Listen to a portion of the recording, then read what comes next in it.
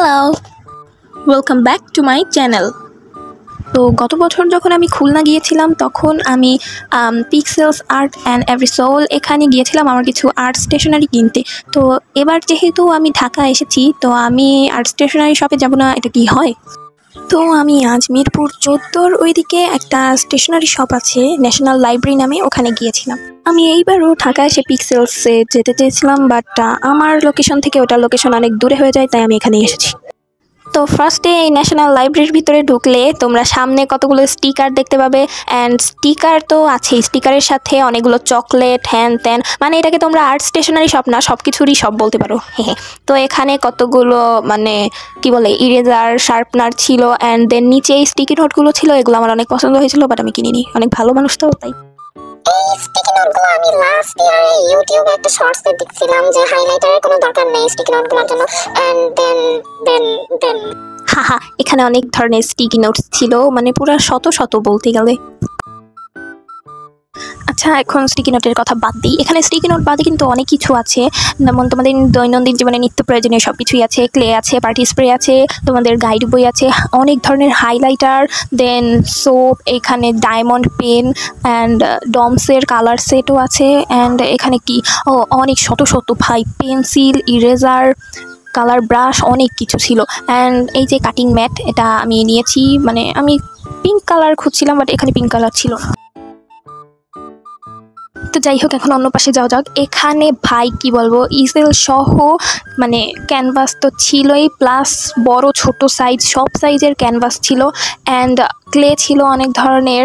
আর এখানে ক্যানভাসের কালেকশন দেখে তো আমি পুরাই কি বলবো, এখানে অনেক ধরনের ওয়াশি টেপও ছিল। অ্যান্ড এটা কি পৃথিবী, হ্যাঁ এখানে এটা কি এই যে ডিটেইল নাইফ, এটা নিচে আবার ক্লে আর্ট করার জন্য যে জিনিস থাকে ওগুলো ছিল।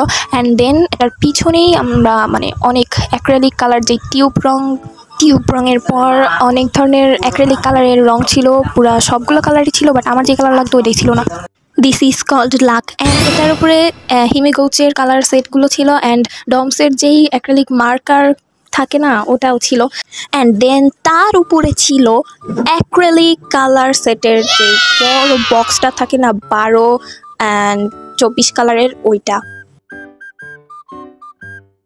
তো তার নিচে আবার জেসো, অনেক পদের ভার্নিশ আর জেসো ছিল। অ্যান্ড আর জার্নাল বানানোর জন্য তোমাদের যা কিছু লাগে সব কিছুই ছিল এখানে। তোমাদের স্কেচের জন্য যেই ইরেজার পেন্সিল লাগে সবই ছিল, অ্যান্ড ডিটেইল নাইফ তো ছিলই, পেইন্টিং নাইফও ছিল, তার সাথে রেজিনও ছিল। আর তার পিছনে তো ক্যানভাস ছিলই, মানে বারবার আমার ক্যামেরাটা ক্যানভাসের দিকেই ঘুরছিল। তার পাশে মোল্ডেড ক্লে অ্যান্ড অনেক পদের ক্লে ছিল। এখন তোমরা এক নজরে পুরো সবটাকে দেখে নাও।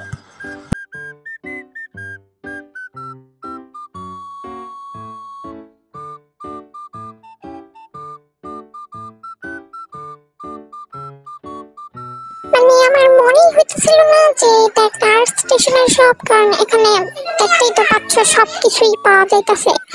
মানে মানে কি বলবো, মানে অনেক কাপ অনেক অনেক অনেক কিছুই ছিল, মানে মানে এই তো আর কি।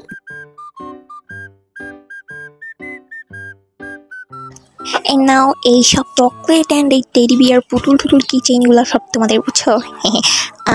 মানে নাও। তো এখন আমার সব কেনাকাটা শেষ, তাই আমি দোকানের বাইরের এদিকে একটু দাঁড়িয়ে ভিডিও করছিলাম। অ্যান্ড আমার আব্বু আমি যা যা কিনেছি সেগুলো ধরে দাঁড়িয়ে আছে। অ্যান্ড এখন আমরা বাসায় যাবো, তো চলো যাওয়া যাক। এখানে আমরা জ্যামের মধ্যে বসে আছি, অ্যান্ড আজকে কি জানি ছিল, তাই অনেক জ্যামও ছিল। তো এতক্ষণ ধরে আমার আজাইরা ব্লগ দেখার জন্য তোমাদের থ্যাংক ইউ অ্যান্ড বাই।